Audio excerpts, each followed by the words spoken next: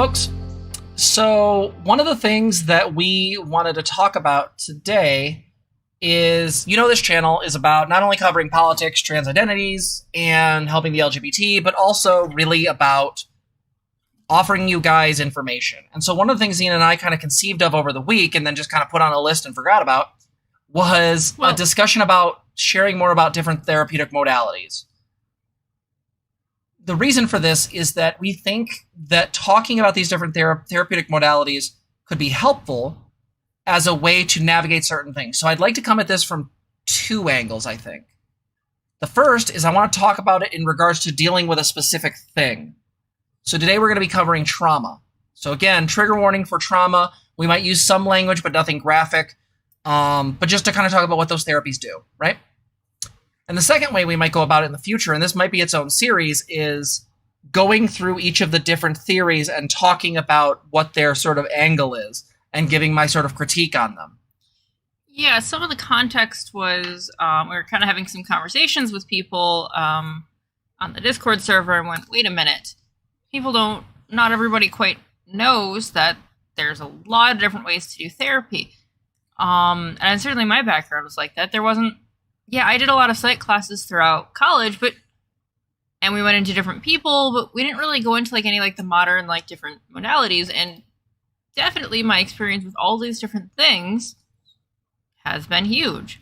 And so I think the big part is we want people to feel like they have options. They have, choices they can make, because they do, and depending on what your situation is, more information means that you can make the best decision for yourself. So, yep. So that's kind of the big context here. So let's get into it. Boop. So what I want to talk about are some of the ones here, and then I want to add one at the end. So we're going to go through here. We're going to talk about them. I'm going to kind of talk about my experience with them. And then I do want Zena to sound off on each of these if there's something that they've experienced. So if there's something here that you feel like you've interacted with a counselor on, how did that work for you? How is that effective for you? That kind of stuff. I will probably bring up actually two at the end because there's probably one that's not on here either. So let's get into it. So first and foremost, getting into this, right? Psychotherapy by itself is super important for dealing with trauma. This is just what it is. Let's get into this before we talk about anything else. Just psychotherapy in and of itself is more effective than for PTSD medication. We know that just getting someone in the office is by its nature important. This isn't so much a modality as it is just realizing that just getting in the door and having that therapeutic relationship is more than enough. I imagine we're talking about this in regards to, hey, you could be trying medications, psychotherapy. Yeah. Right, so multiple approaches here. Okay, this is particularly referencing talking, right? Yeah. So first and foremost we have here is cognitive behavioral therapy, which is called CBT. It reads, cognitive behavioral therapy focuses on thoughts, feelings, and behaviors and how they relate to one another. CBT techniques for PTSD help to change those patterns that occur within the thoughts, feelings, and behaviors responsible for creating the difficulties in one's life. CBT focuses on the relationship about thoughts, feelings, and behaviors, targets current problems and symptoms, and focuses on changing patterns of behavior. So, one of the things that I think is really useful about CBT is not, I think in my opinion, sufficient for PTSD or CPTSD. However, what I do think, no, Tiamat, they're thinking of cock and ball torture. Let's be honest with this. But I think if we're talking about specific triggers, specific things, that's what I think comes up. If you're dealing with a series of thoughts, you're fine, Onik, you're good. But if you're having a series of thoughts that come up, let's say intrusive memories from previous trauma, those intrusive memories are by definition likely to bring up some incredibly intense feelings, anxiety, discomfort, etc. And then they're going to probably bring up certain program behaviors, some reactions that may not be particularly aware or thought about fairly often.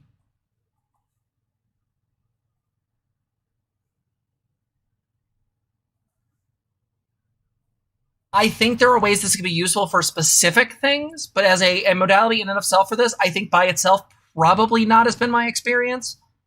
Zena, what are your thoughts about this? Have you had any experiences with CBT? Maybe some of your previous counselors, early ones? My experience with CBT is more just is like the general thing that just they tend to just use. I don't know that it's been that effective. Sure. But it's usually just kind of like the general, like, I can do this thing. One of my big issues is that CBT is like a lot of times the go-to for a lot of therapists. There's a lot of people who will enter like counseling programs or psychology programs, and CBT is their jam. And there's a lot of data to suggest that it has some use in certain things. But just because there's empirical evidence suggesting that it's useful in certain things doesn't mean it's always the best thing for that. A good example of this would be in regards to, say, dealing with certain types of internal figures. There's actually some evidence to say Gestalt therapy is more effective. I would say that this is something to consider when using this. Do I still use CBT? Yeah. But again, I usually use it for very targeted specific things, which it is very good at. I just don't know if it always deals with certain things like depression as well, because that's not always thought-based. Make sense? You have anything else? No, it's about that one. Yeah. So, exposure therapy. So, exposure therapy for PTSD is primarily based on getting a person to face the traumatic event and memories that go with this. It is possible to safely learn to cope with past trauma. Exposure therapy has been shown to be extremely helpful with flashbacks and nightmares that occur. Virtual reality programs have shown to be a way that one can go back into a traumatic setting to get exposure. So, I am not, by definition, against this. If there's the equipment there, I don't have a particular problem with that, right? Go into virtual reality, you deal with something similar. As long as that thing isn't particularly super horrific, I don't have a huge issue with it.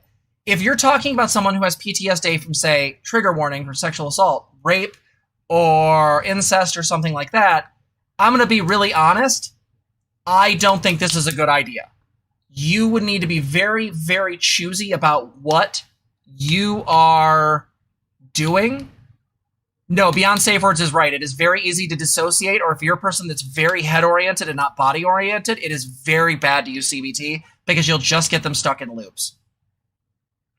So I would say exposure therapy has some use in some contexts. Zena, what were your thoughts? We just hopped several thought trails. Exposure therapy. Okay. Talking about exposure therapy, not what they're dealing with. Move on. Yeah, this one isn't one that I really have any experience with. I just don't know what experiences beyond like let's say you were traumatized as a kid by getting bit by a dog. Like I could see you being in virtual reality dealing with a dog, but wouldn't it just be simpler to bring in like a small dog and then slowly through exposure therapy like up the dog? Like you've got like Pomeranian, and then you've got like Shiba Inu, and then you've got like a pit bull, and then you've got like a Great Dane. I think you just start even smaller with well, okay. I probably know this one more. Like I know dog trainers, first when they have a dog who's reactive, they will use, a stuffed dog that dogs think are real.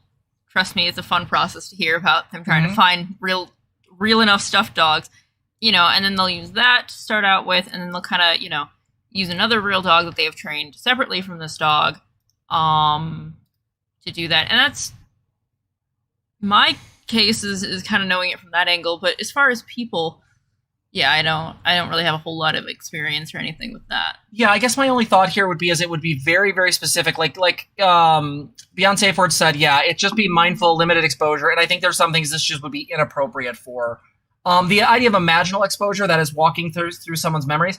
I'm going to be talking about another one in just a second. I actually think that this is kind of what's happening in some of the mechanisms for this next one that I think does this better than just this by itself. Also, just so you guys know, Beyond Safe Words in Green does have is a clinician. They are a clinician. Yeah. She is a clinician. Thank you. So the next one we're going to talk about is eye movement desensitization and reprocessing, or what is known as EMDR. This is my favorite here, and this I'm going to probably talk about it quite regularly besides the two I'm going to mention here. EMDR is a combination of exposure therapy and guided eye movements that allow PTSD patients to process the traumatic memories they've experienced. This therapy helps them to react differently to the event. Stress management skills are often incorporated into this therapy to help the person manage the stress that they may experience. So, trigger warning, I'm going to talk a little bit about a sexual abuse situation. I'm not going to go into any super detail, but I want to bring something up because I think it illustrates why this is such a powerful technique. So, my experience with EMDR is that I actually felt it was very similar to a lot of the shamanic work I've done.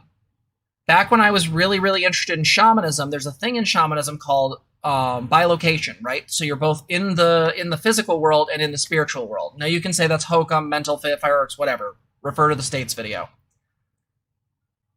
But the bothness, the andness, the ability to be in these two realms, that feeling, that experience is very similar to this, except for the difference with EMDR is that you are both in the past and the present. That is, you are safe in here in the present with the therapist who is holding you and supporting you.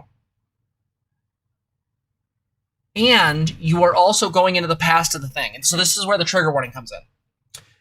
There was a story in Bessel von Koch's book called The Body Keeps the Score, where he talks about a person who was was CAS, right? Childhood sexual abuse survivor. And CSA, excuse me. And this person had been abused by their father. And obviously I don't have to go into specifics, but this person would have incredibly aggressive reactions, go into flashbacks. This was awful in a lot of really bad ways. Through the power of EMDR, what this person was able to do is actually construct a new narrative. That is the ability to go into the memory and as an agent, an adult, save their child self. Now, obviously, from a material standpoint, nothing has changed. But from a psychological standpoint, this person now has the ability to go into the trauma and change the outcome. Yeah, I would say it's very similar to lucid dreaming. It does have a very real, you're awake, and it also does feel like a state's being injunctive. For anyone that has ever seen it, one of the things it does is there'll be like an LED light that goes back and forth that you follow with your eyes. Why this works? Fuck if I know. There's 3 theories for it. All of them could be true. Fuck if we know.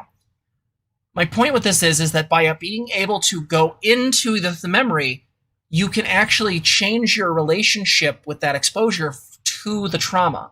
So this girl afterwards was no longer affected by the trauma in the same way. They were still awful memories. She still hated her dad. But they were bad memories now. They weren't flashbacks. They weren't these things that overtook her mind and caused her to go in massive panic attacks. Huge, huge effect. I'm actually training in EMDR in October. Super excited for it. But EMDR is super effective. And you can do this in person. There's actually websites set up for therapists that I've been using with my therapist that lets you follow a ball back and forth on the screen. So if you got a couple screens, you can see the therapist. You can also see on the other screen the ball. It's really effective. So that's EMDR. That's sort of my pitch on that. Zena, what have your experiences been with EMDR? So unfortunately, when I was doing EMDR, I had a therapist that wasn't the bestest and that I really didn't jive with, and really she doesn't seem to be savvy enough to keep up with what I was dealing with. And so that made that really hard. But the EMDR part I found to be really effective. That part I remember being able to kind of cut through a lot of the issues really fast. And if anything, I think I noticed, if you're okay if I kind of talk about some of the stuff that ICU deal with. Yeah, go ahead. EMDR seems to be very intense, especially, massively intense, but also seems to cut down the amount of time in therapy I've heard from other people. So it really lets you cut through a lot of stuff, cut through a lot of time to kind of get at things. And I think this one seems to be especially effective when there is really deep, complex, or just kind of stuff that is hidden or stuff that is hard to get to with other therapy, right? If talk therapy isn't getting at something, no, EMDR might be able to kind of slice through some of that and get to it. Also, and if lights bother you, they're like, I deal with light sensitivity, okay? That wouldn't be a good mix for migraines for me. They do have other ways of doing it with like things that vibrate. Like you can hold like they're just little like plastic pieces, right? That you can hold that vibrates. Do you need to be able to visualize stuff with your mind to be able to do EMDR? No, you're just staring at something with your eyes. Yeah, the visual cue is happening outside of you, and then you're still kind of having a conversation with the therapist as you do this. Yeah, so even if you're somebody, I forget the name of the disorder or the thing, but basically like if you are somebody who can't picture things in your mind, I keep forgetting the name of that disorder. Oh, thank you. That is a thing. And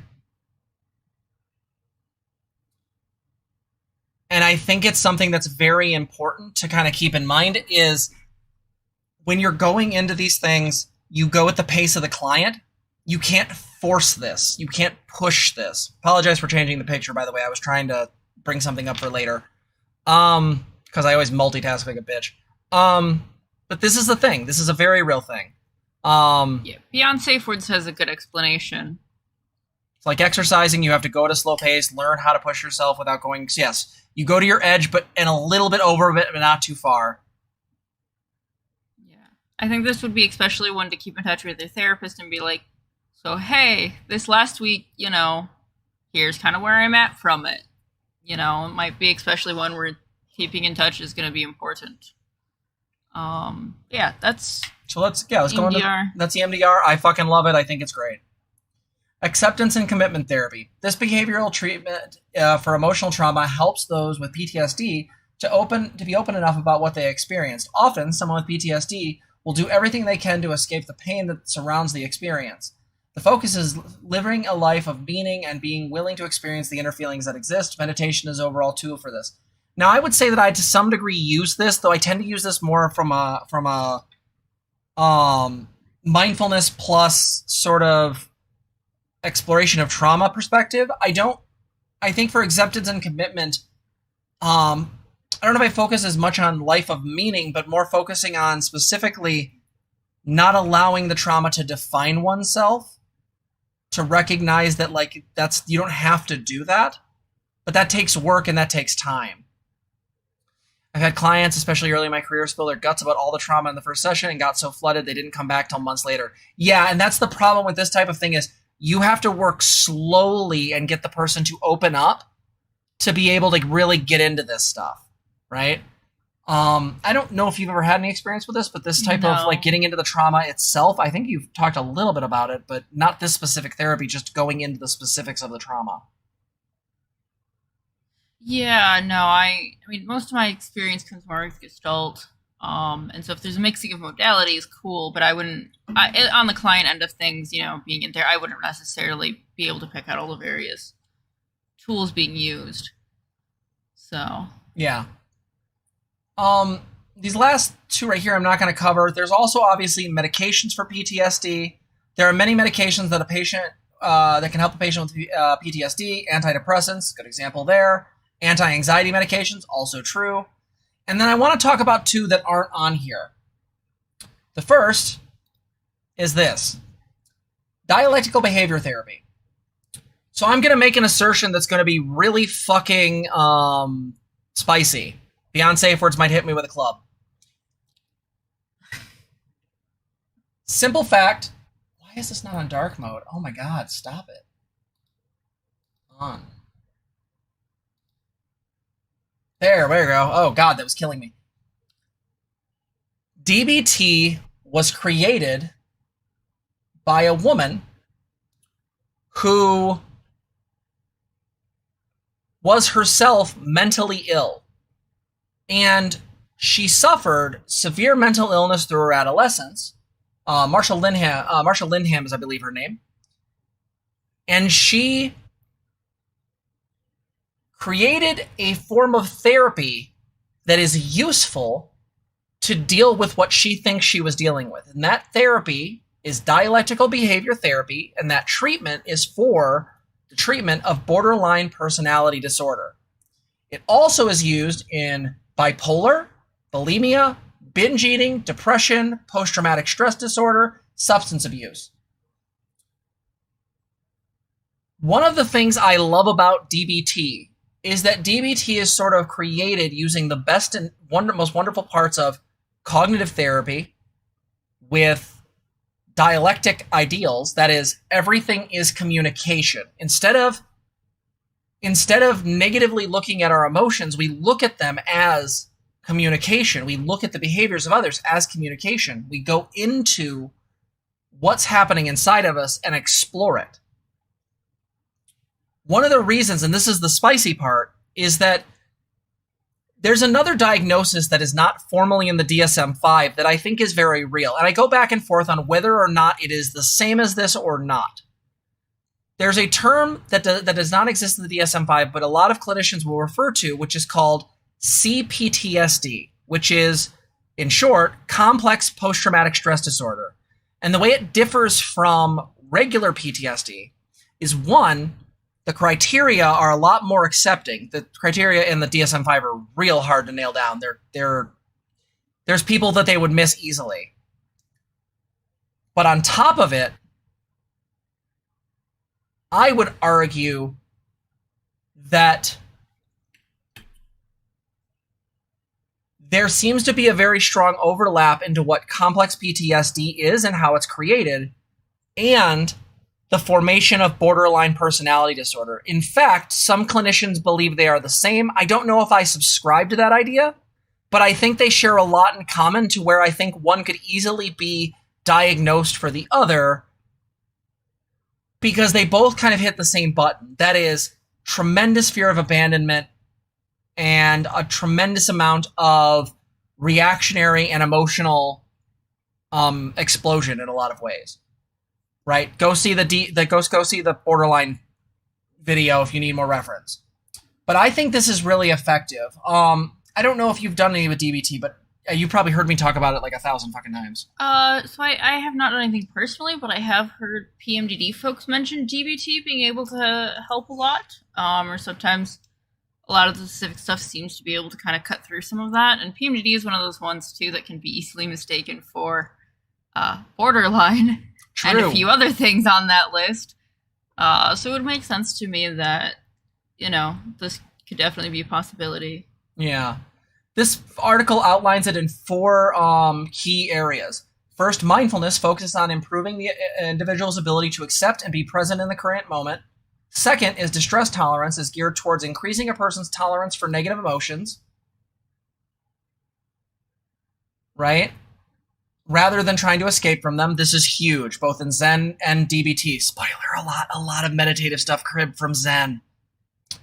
Third, emotional regulation covers strategies manage and change intense emotions that are causing problems in a person's life, right? So you learn very real strategies. I can't talk today.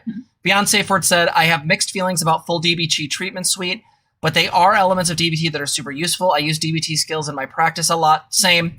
But the full DBT treatment requires a full practice. Yeah, and it also can be, I think, a little one-size-fits-all for me. I would agree with that. But I've seen a couple DBT practitioners that are cult-like and toxic for True. This happened in fucking when I was in community mental health. You're fucking right on. Fourth, by the way, is interpersonal effectiveness consists of techniques that allow a person to communicate with others in a way that is assertive, maintain self-respect, and strengthen his relationship, i.e. the dialectic. Yeah, I think DBT is fucking cool. I think it can be added to a lot of different treatments.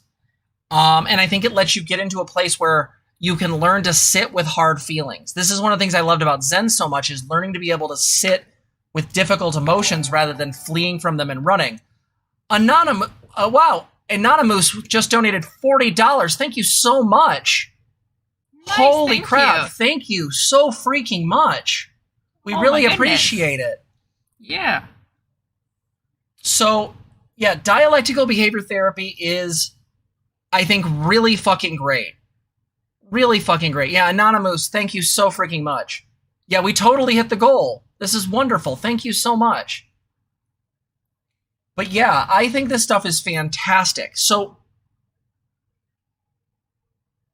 what is the last one? What is the one that I was going to bring up? This is my favorite. Yeah, it's my favorite one. This is my favorite one. This is the one that like really made me like and enjoy therapy. Yeah. This is my fucking favoriteest ever. Gestalt therapy is a client-centered approach to psychotherapy that helps clients focus on the present and understand what is really happening in their lives right now, rather than what they might perceive to be happening based on past experiences. Instead of simply talking about past situations, clients are encouraged to experience them, possibly through reenactment. Through the Gestalt process, clients learn to become more aware of how their own negative thought patterns and behaviors are blocking true self-awareness and making them unhappy. So Beyonce said, when I took a DBT class for my MSW program, we were supposed to do all the logs as if we were clients. My ADHD-addled brain was not amused. Fucking true. Yeah, that would definitely be an issue. Super fucking true. So Gestalt is my baby. I love it. I trained in it for 4 years with an amazing woman who is actually Zena's therapist now, though they will remain nameless. I love Gestalt. It can be useful for dealing with anxiety, self-esteem, relationship difficulties, physical issues such as migraines, back spasms. I am going to say something pretty spicy, and that is I think that this is really useful for trauma in the same way that EMDR is, but using a different way and to go into it. I'll give you an example. Let's say you're part of group therapy, and say Zena's another person and I'm somebody there. And what happens is that me and Zena start having an argument in the group. No one brought this up. There's not like a specific topic. We started talking about a thing, and it leads to a big argument. The therapist is actually watching this and watching this debate and watching the meaning we're making with one another. And then realizes that what's happening is we're not actually talking to each other. We're talking past each other. And the reason for that is that this is not us being in the present. We're actually emotionally and partially mentally in the past. Some previous figure, some previous experience is sort of acting like a map for this experience, and something in the moment actually has allowed for the person to be in the be there, but not really in the moment. They're not really arguing with you. Yes, it is very applicable to Zen, and Fritz Perls used Zen exclusively. Especially if you read the Gestalt Therapy Bible, the thing reads like stereo instructions. Ask Beyond Safe Words if they read that shit. It literally reads like stereo instructions. But what's really fucking great about it is that it talks about the self as the intersection between outside and inside. Think about that. What Gestalt talks about is the idea that every time you walk into a room, the therapist too, mind you, what ends up happening is everyone in the room brings their shit in. No matter how many people in the room, you are bringing all of your shit with you. You are bringing all of your personal baggage, all of your personal demons. And those are always coming with us and always need to be brought, always have the opportunity to come up.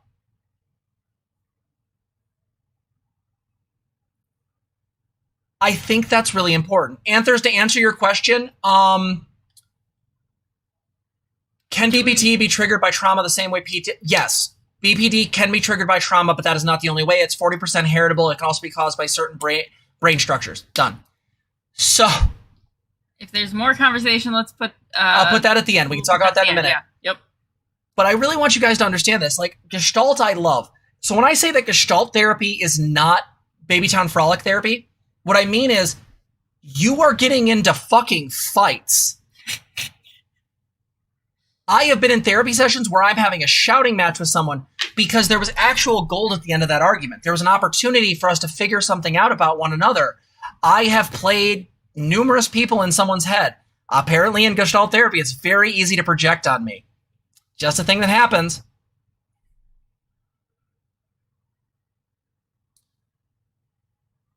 So I think this is something really important to recognize. This doesn't get talked about enough, But there is some data that shows that this can be useful here. And I want to make sure we're using every tool imaginable. To me, this is what I would suggest. I would suggest do EMDR or DBT, probably with psychopharmacology involved. And then when you get to a place of stability, go to a Gestalt group. Really encounter people. Allow yourself to be in a destructured environment that's just a very vague sort of structure of a group, and watch the sparks fly. Watch as group structures arise, the way that social groups work. Yeah, and also brains are weird and complicated. True. Please refer to the Gestalt therapy video if you want to know more about this. We actually have that video where I talk about the cycle of awareness. One of the things that Pearls talked about was the idea that awareness moves in a cycle, and where figures happen is somewhere in the past that cycle didn't complete, and now we're stuck there like an engine constantly turning over. All right, I'm done. Go. Oh. This is your favorite. Go. No, I actually got in. So I haven't done as much of the group work, but individually speaking, there's a lot of focus on like body work, and especially how things arise in the body and how they actually like come up and form, and kind of by being able to see like those minute changes or those minute feelings, really kind of gives you an edge to going like, wait a minute, this, is something that very much tends to lead into something else, right? Recognizing those feelings and those thoughts kind of, and how they kind of work in the body, is a big part of it. And I think a lot of like the being able to like get into different stuff and being able to kind of like change, the feelings around something or change the view of it, right? Or shift understanding in that too. I've always found this really effective for doing that.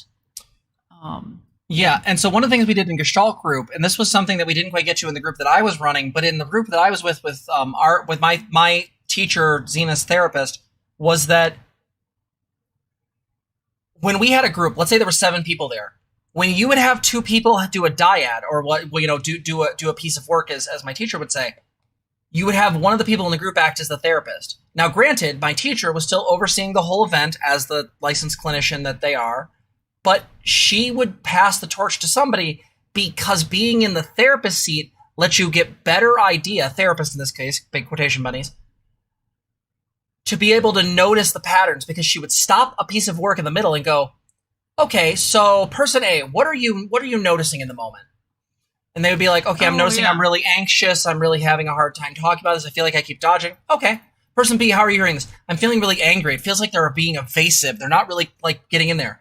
And then she would go, okay, therapist, what's going on with you? I feel lost. I feel like things are not connecting. It seems like they're just missing each other. And rather than getting frustrated and thinking that this isn't a good thing, those are clues. They're actually information. The way that the therapist is experiencing the event, the way the clients are experiencing the event, is the clue into the work. It's not something, this is not like data that needs to be sort of ignored. It's actually data that needs to be looked at. Well, and don't you also have people in there too, right, that can watch body language, tone, systems.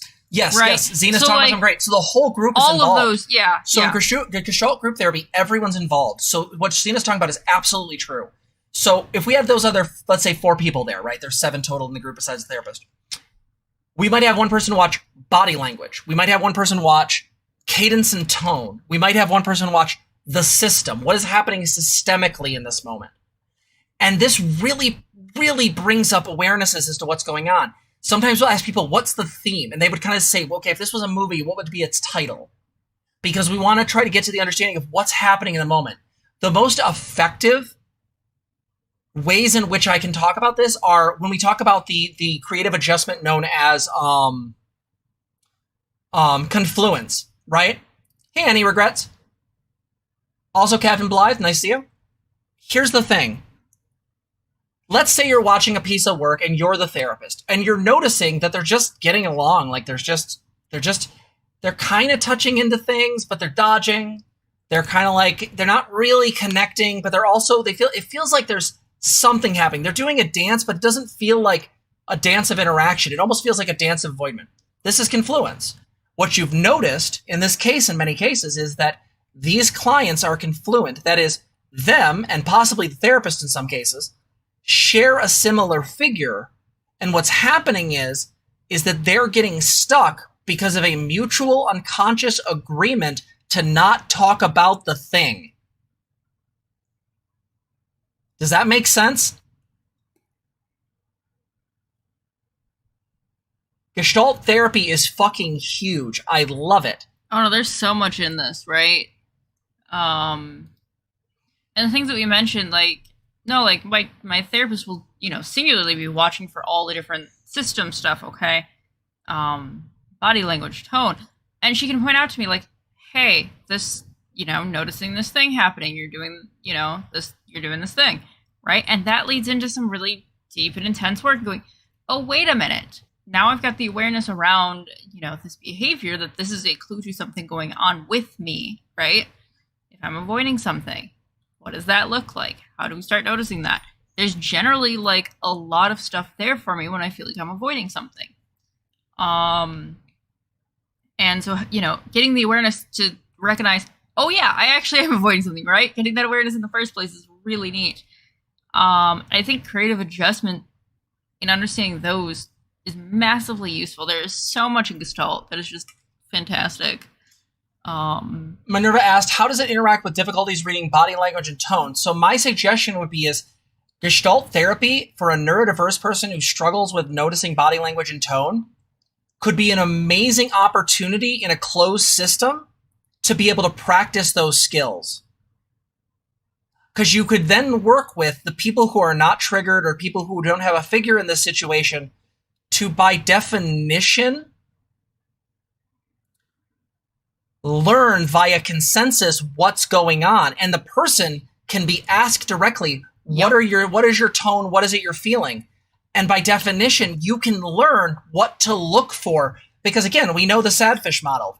Most facial expressions around feeling are actually 7 or 8 of them now, I think it is, are universal. So by definition, you can start to learn those cues. You can do that in a safe environment rather than having to do it, scattershot in the real world. Well, and you can have like direct immediate feedback, right? Mm-hmm. Like if you can like what you said was incorrect or what you said was right on, like that kind of stuff. Yeah, it's huge. And again, it sounds like I'm over talking this one because it's the one I'm trained in beyond all of these. I love EMDR. I think DBT is good. I really love Gestalt therapy. I really love it. I don't get to practice it enough, though it is always there in the work I do.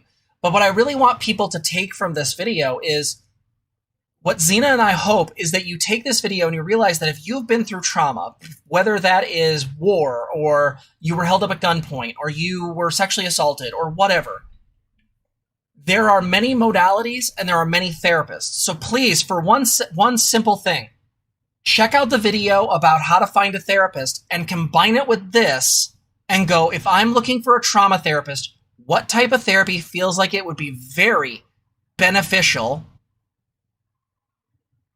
to work on this? And can I find a therapist that meets my values to do it?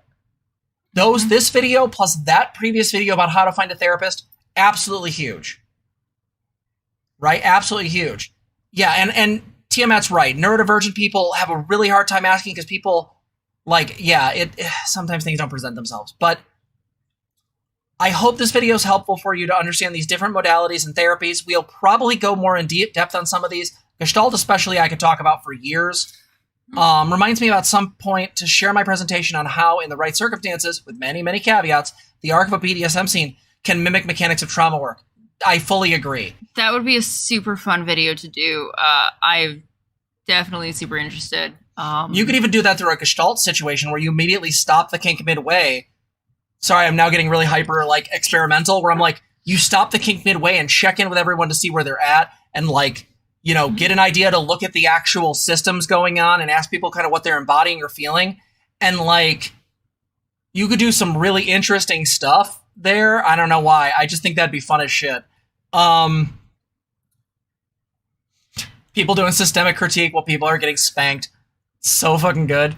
Ooh, yeah. So yeah, That's a Friday evening. I think my big thing is giving people the control, right? And the ability to make better choices. I think with a lot of my beginning therapies, especially as a teen, no, I just got saddled with somebody that talked to me like that. Goddamn, like that was useless.